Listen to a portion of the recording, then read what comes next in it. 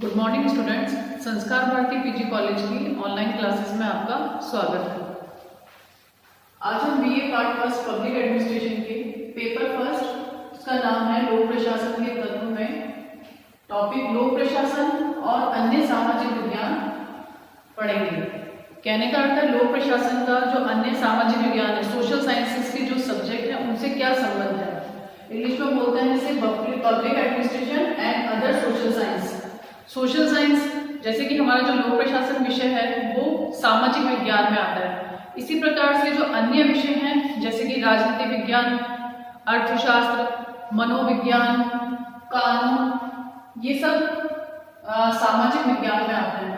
तो लोक प्रशासन का राजनीति से, अर्थशास्त्र से, विधि से, विधि का अर्थ मतलब कानून से क्या संबंध है, मनोविज्ञान से क्या संबंध है और समाजशास्त्र से क्या संबंध है, वो हम ये पढ़ेंगे। तो सबसे पहले हम बात करते हैं लोक प्रशासन का राजनीति से क्या संबंध है। राजनीति और लोक प्रशासन में आपस में क्या संबंध है। जैसे कि हम पहले पॉइंट की बात करें, प्रशासनिक एवं राजनीतिक कार्यों में भाग लेना।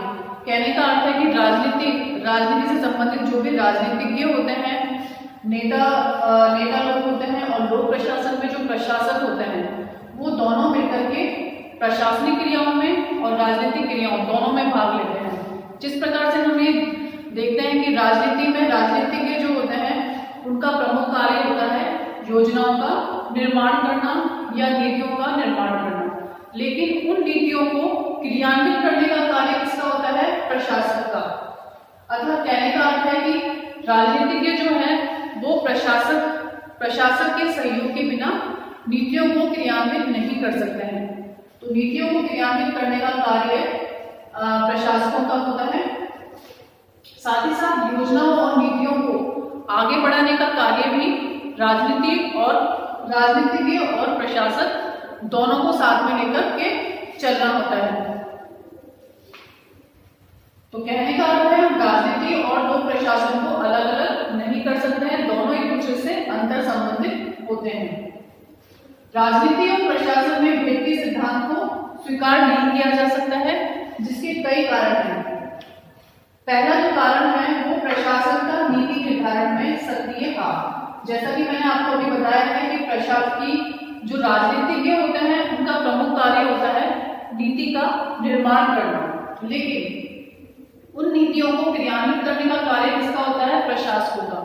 प्रशासक जल्द से जल्द उन नीतियों पर कार्य करते हैं और उनको क्रियान्वित करने का कार्य करते हैं। दूसरा जो सिद्धांत है वो है प्रदत्त व्यवस्थापन। प्रदत्त व्यवस्थापन का अर्थ है कि राजनीति के जो भी विधेयक वगैरह बनाए जाते हैं उन विधेयकों पे कार्य करने का कार्य भी प्रशासक का होता है। तो व्यवस्थापन में भी प्रमुख योगदान प्रशासकों का और राजनीतिज्ञों का होता है। तीसरा जो सिद्धांत है वो राजनीतिज्ञों की व्यस्तता है।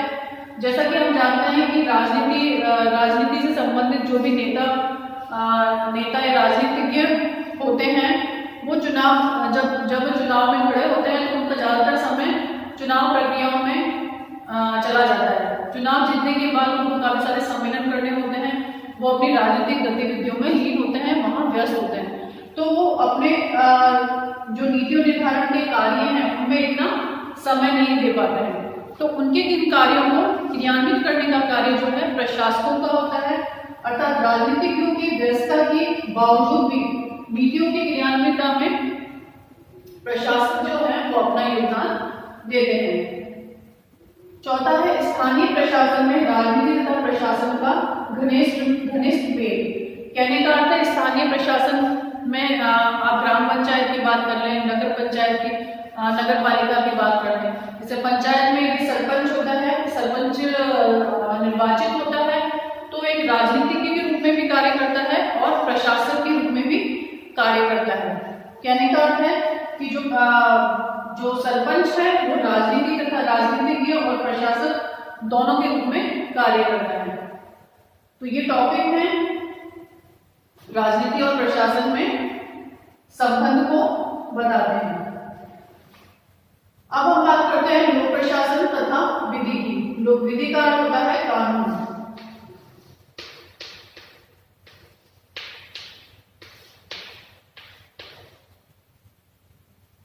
लोक प्रशासन का विधि से क्या संबंध है, अर्थात कानून से क्या संबंध है।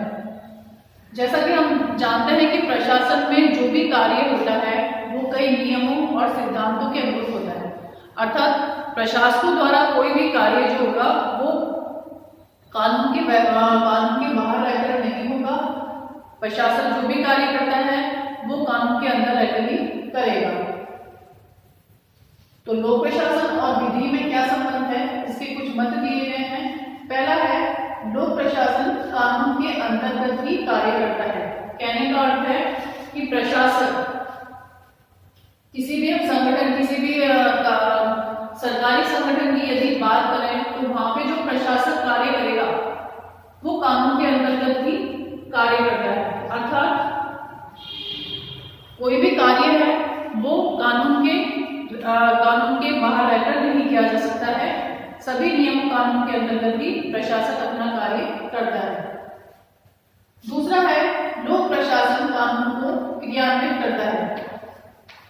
कहने का अर्थ है कि कानून से संबंधित जो भी इम्प्लीमेंटेशन होता है, जो भी विधेयक होते हैं, विधेयक पारित किए जाते हैं संसद में, उनको क्रियान्वित करने में योगदान भी प्रशासकों का ही होता है।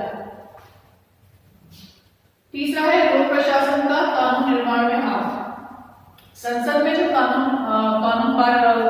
राजनीतिज्ञों के द्वारा संसद में जब कानून बनाए जाते हैं तो उन कानूनों को क्रियान्वित करने का कार्य किसका होता है, विधि का, अर्थात कानून के अंतर्गत ही प्रशासक जो है वो अपना कार्य करते हैं। तो लोक प्रशासन का कानून निर्माण में भी हाथ होता है। तीसरा है, कानून प्रशासन पर अंकुश लगाता है। कानून प्रशासन पर अंकुश लगाने का मतलब है कि कोई भी प्रशासनिक अधिकारी अपनी मनमानी नहीं कर सकता है। यदि प्रशासनिक अधिकारी भ्रष्टाचार में लिप्त है या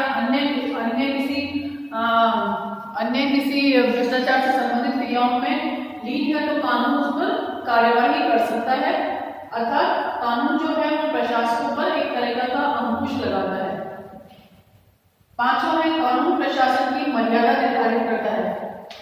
कहने का अर्थ है, कानून के अंतर्गत यदि प्रशासक कार्य करता है तो उसे ये पता होता है कि मुझे किस सीमा में रह करके कार्य करना है, अर्थात प्रशासक जो है कानून के अंदर रहकर ही कार्य करेगा, वो कानून के बाहर रहकर कार्य नहीं करेगा, अर्थात जो कानून है वो प्रशासकों की मर्यादा निर्धारित करता है।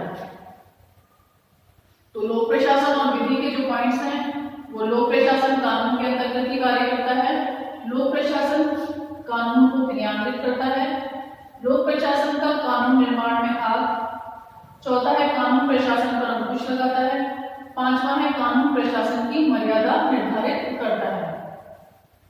अब हम बात करते हैं लोक प्रशासन तथा अर्थशास्त्र में। लोक प्रशासन तथा अर्थशास्त्र में क्या संबंध है। लोक प्रशासन का जो महत्वपूर्ण बिंदु की यदि हम बात करें तो अर्थशास्त्र से संबंधित होता है। कहने का अर्थ है कि कोई भी आर्थिक क्रिया जो है वो प्रशासन की मदद के बिना नहीं हो सकती है। आर्थिक क्रियाओं के लिए लोक प्रशासन को अर्थशास्त्र पर निर्भर होना ही पड़ेगा। तो लोक प्रशासन का अर्थशास्त्र से क्या संबंध है। पहला जो दे रखा है उसमें प्रत्येक प्रशासकीय नीति को उसके आर्थिक परिणामों की दृष्टि से देखना पड़ता है। कहने का अर्थ है प्रशासकों द्वारा जो नीति या योजनाएं बनाई जाती है उन्हें उन योजनाओं को बनाने से पहले ये अनुमान लगाना पड़ता है कि इसके आर्थिक परिणाम क्या होंगे। आर्थिक परिणामों को ध्यान में रखकर ही प्रशासकों द्वारा योजनाएं बनाई जाती है। दूसरा है लोक कल्याण से प्रेरित आर्थिक योजनाओं का क्रियान्वयन प्रशासन द्वारा। जैसा कि हम जानते हैं कि प्रशासकों द्वारा जो भी कार्य किया जाता है वो जनता के हित के लिए किया जाता है और जो योजनाएं बनाई जाती हैं वो भी जनता के हित के लिए ही बनाई जाती हैं। तो लोक कल्याण से प्रेरित आर्थिक योजनाओं के क्रियान्वयन में भी प्रशासन का महत्वपूर्ण स्थान होता है। तीसरा है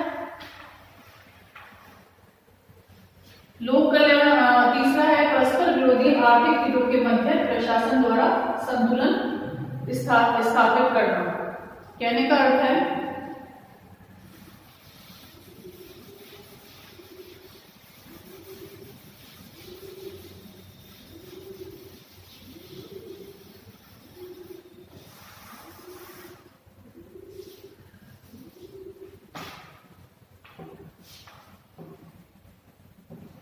परस्पर विरोधी आर्थिक हितों के मध्य प्रशासन द्वारा संतुलन स्थापित होना। परस्पर विरोधी जो आर्थिक हित होते हैं उनके मध्य संतुलन स्थापित करने में भी लोक प्रशासन का महत्वपूर्ण स्थान होता है। चौथा है नवीन आर्थिक विचार प्रशासन के संगठन को प्रभावित करते हैं। प्रशासकों द्वारा जो नई नई आर्थिक क्रियाएं हैं वो समय समय पर क्रियान्वित करनी होती है। तो ये जो आर्थिक विचार हैं वो प्रशासन के संगठन को प्रभावित करते हैं। तो लोक प्रशासन और अर्थशास्त्र का भी घनिष्ठ संबंध है।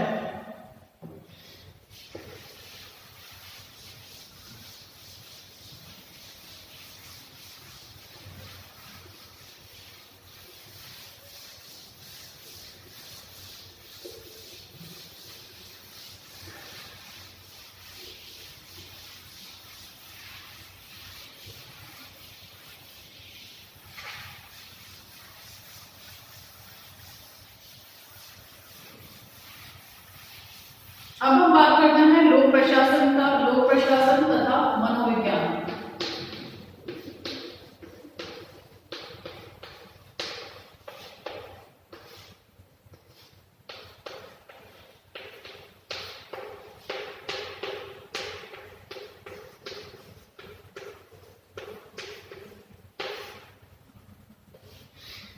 मनोविज्ञान की यदि हम बात करते हैं, मनोविज्ञान का होता है साइकोलॉजी।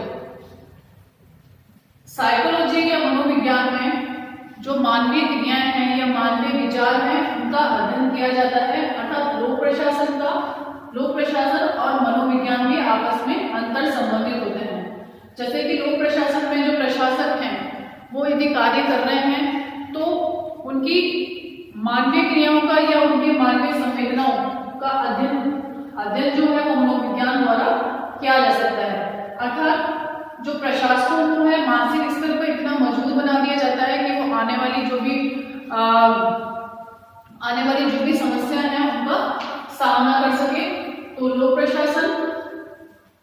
प्रशासन में प्रशासक जो है वो बिना मनोविज्ञान के आगे नहीं बढ़ सकता है। अर्थात मनोविज्ञान का अध्ययन जो है वो प्रशासकों को करना ही होगा। अर्थात मनोविज्ञान के माध्यम से प्रशासकों के मानवीय क्रियाओं का या मानवीय संवेदनाओं का अध्ययन किया जा सकता है।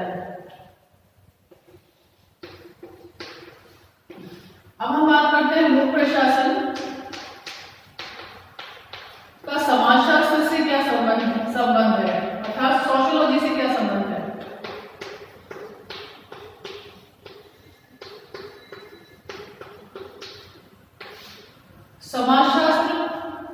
समाजशास्त्र क्या, जिसमें हम समाज का अध्ययन करते हैं। अर्थात जो प्रशासक हैं उनको समाजशास्त्र का भी अध्ययन करना चाहिए। जैसा कि हम जानते हैं कि मनुष्य एक सामाजिक प्राणी होता है। मनुष्य अपने आसपास के वातावरण से प्रभावित होता है। अर्थात प्रशासकों को समाज शास्त्र का भी ज्ञान होना चाहिए। समाज शास्त्र के माध्यम से प्रशासक जो होते हैं वो जनता के हित के लिए कार्य कर सकते हैं। जनता के हित के लिए जो भी योजनाएं हैं क्रियान्वित कर सकते हैं। साथ ही लोक प्रशासन में जो प्रशासक होते हैं जब वो लोगों से मिलते हैं तो उनसे बात करके ये पता होना चाहिए कि वो क्या चाहते हैं। उसी के माध्यम से वो अपनी योजनाएं जो हैं वो बना सकते हैं और उन्हें क्रियान्वित कर सकते हैं।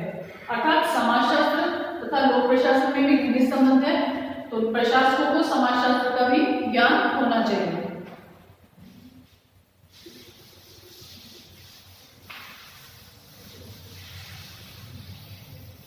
तो हमने लोक प्रशासन का राजनीति से क्या संबंध है, लोक प्रशासन का अर्थशास्त्र से क्या संबंध है, लोक प्रशासन और विधि कैसे अंतर संबंधित है, लोक प्रशासन और मनोविज्ञान में क्या संबंध है, लोक प्रशासन तथा समाजशास्त्र में क्या संबंध है। तो ये हमने 5 जो सामाजिक विज्ञान है उनसे लोक प्रशासन को अंतर संबंधित किया गया है। अब हम बात करते हैं लघुत्तरात्मक प्रश्न किस प्रकार से बनेंगे।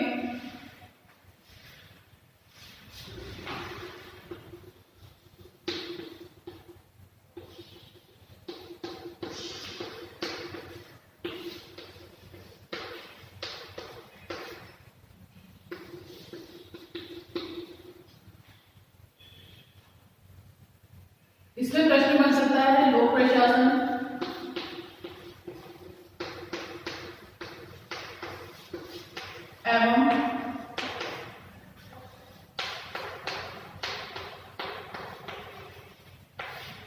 राजनीति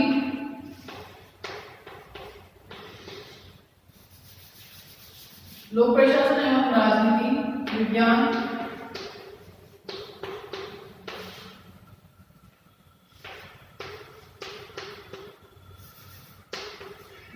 के एक दूसरे से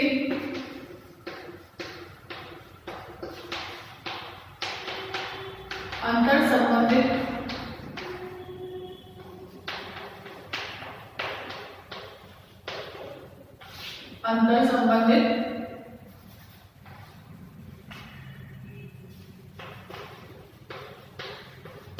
सिद्धांत बताइए।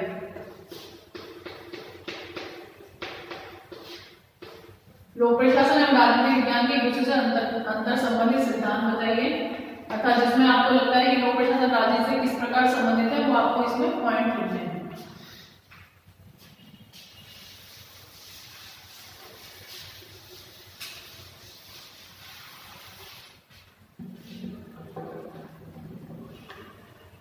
दूसरा प्रश्न बन सकता है लोक प्रशासन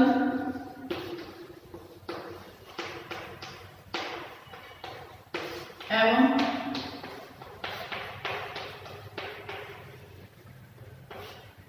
विधि आपस में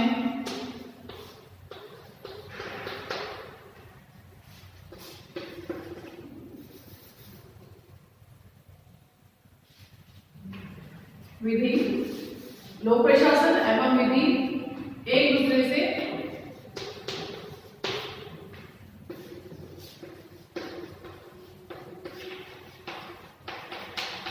किस प्रकार अंतर संबंधित है।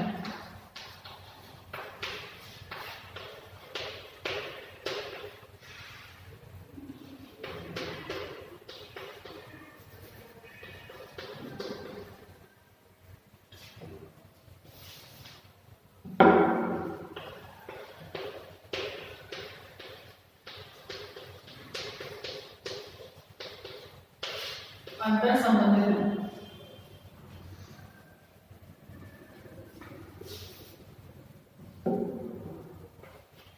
अंतर संबंधित है। तो ये आपको ना लोक प्रशासन का विधि एक दूसरे से किस प्रकार से अंतर संबंधित है, उसी प्रकार से लोक प्रशासन अर्थशास्त्र से किस प्रकार अंतर संबंधित है।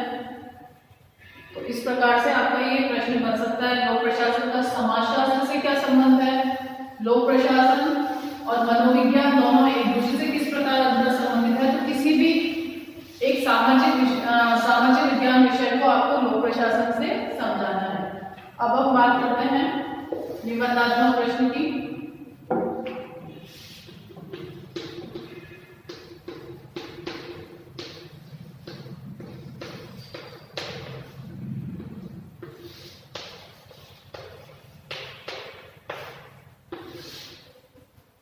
अब हम निबंधात्मक प्रश्न में यदि बात करें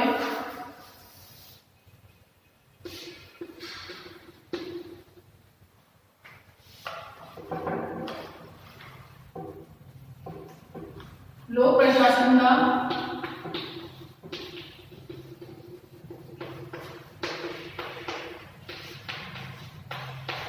अन्य सामाजिक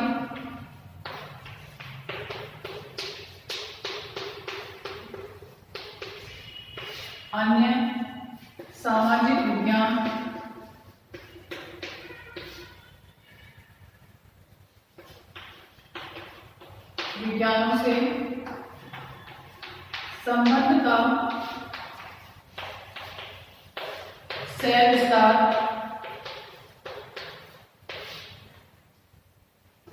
वर्णन कीजिए।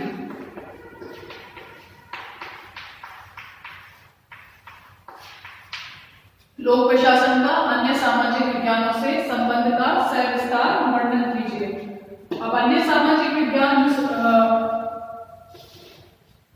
शब्द है उसमें आपको सभी सामाजिक विज्ञान विषय बताने हैं, जैसे कि राजनीति से किस प्रकार संबंध है, अर्थशास्त्र से किस प्रकार संबंध है? विधि से संबंधित बताना है आपको।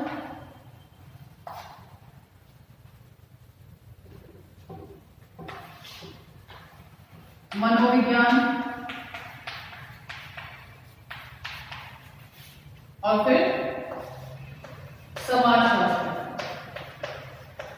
तो इन पांचों विषयों से आपको लोक प्रशासन का अध्ययन संबंध बनाना है। राजनीति, अर्थशास्त्र, विधि, मनोविज्ञान, समाजशास्त्र। यदि लोक प्रशासन का अन्य सामाजिक विज्ञानों से विज्ञान ये शब्द आता है अन्य सामाजिक विज्ञान, तो आपको सभी राजनीति भी लेना है, अर्थशास्त्र भी लेना है, विधि, मनोविज्ञान और समाजशास्त्र। और यदि इस प्रकार से आता है कि लोक प्रशासन का, इस प्रकार से भी प्रश्न बन सकता है।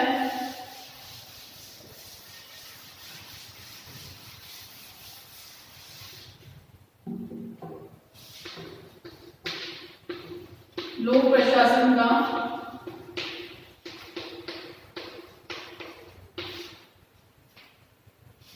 या लोक प्रशासन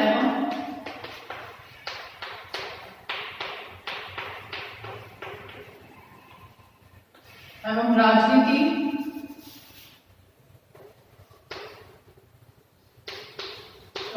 में संबंध का सविस्तार वर्णन कीजिए। अर्थात अलग अलग सामाजिक विज्ञान से भी पूछ सकते हैं कि राजनीति से क्या संबंध है, कानून से क्या संबंध है, अर्थशास्त्र से, समाजशास्त्र से, मनोविज्ञान से। या आपका इस तरीके से भी निबंधात्मक प्रश्न बन सकता है।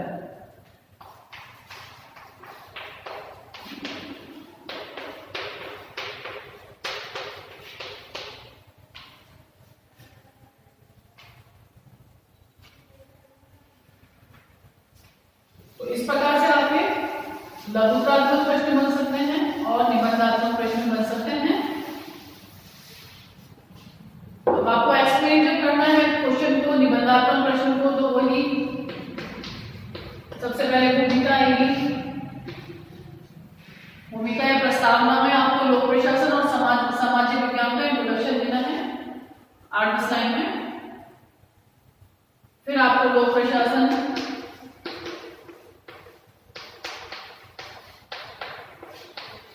एवं राजनीति,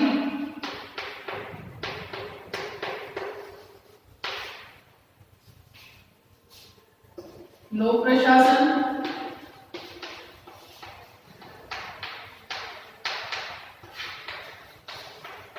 एवं विधि, इसे कानून भी कहते हैं। फिर लोक प्रशासन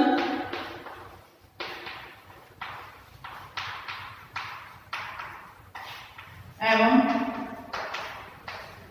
अर्थशास्त्र, लोक प्रशासन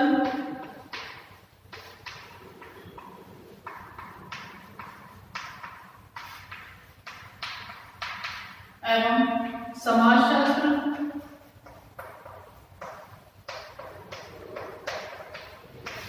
लोक प्रशासन एवं मनोविज्ञान,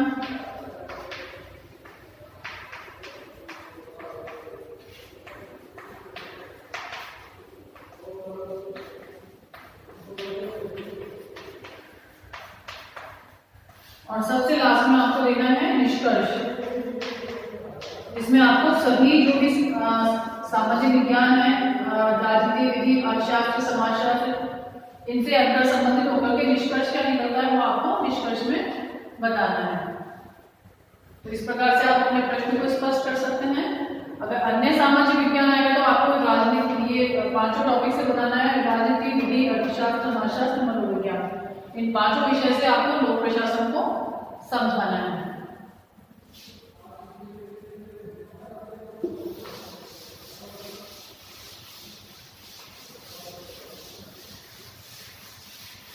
जो पॉइंट्स मैंने आपको लोक प्रशासन एवं राजनीति में बताए हैं कि किस प्रकार अंतर संबंधित है दोनों एक दूसरे से, आपको पॉइंट्स को तो लिखना है। उसी के साथ साथ आपको चार्ट के माध्यम से भी पॉइंट्स बनाने हैं। या आपको इस प्रकार से एक्सप्लेन करना है। मैं हर प्रश्न में आपको ये बताता हूँ किस प्रकार से आपको अपने क्वेश्चन को एक्सप्लेन करना है। तो लोक प्रशासन एवं राजनीति की जब हम बात करते हैं तो आपको जितने भी पॉइंट्स हैं, हमने 5 पॉइंट की बात करी थी, तो वो 5 पॉइंट आपको इसमें लिखने हैं। लोक प्रशासन एवं राजनीति आप इस प्रकार से बता दें, फिर उसके बाद उसको पॉइंट वाइज डिस्क्राइब करें। फिर हम लोक प्रशासन एवं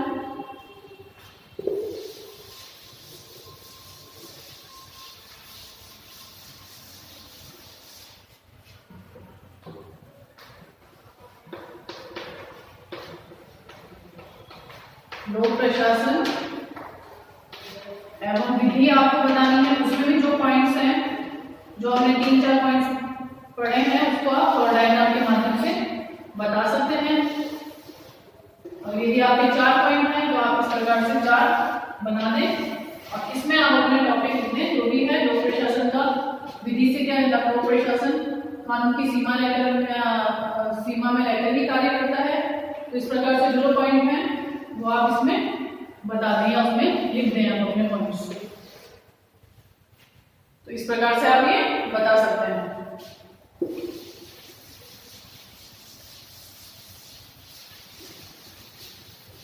उसी प्रकार लोक प्रशासन और अर्थशास्त्र का भी आप बता सकते हैं कि लोक प्रशासन एवं अर्थशास्त्र लिख दें।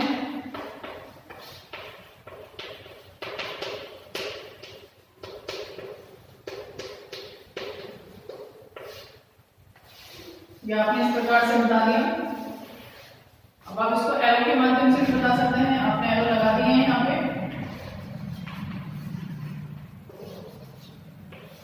आप यहाँ अपने टॉपिक लिख सकते हैं। तो इस प्रकार से डायग्राम के माध्यम से भी आप अपने क्वेश्चन को डिस्क्राइब कर सकते हैं।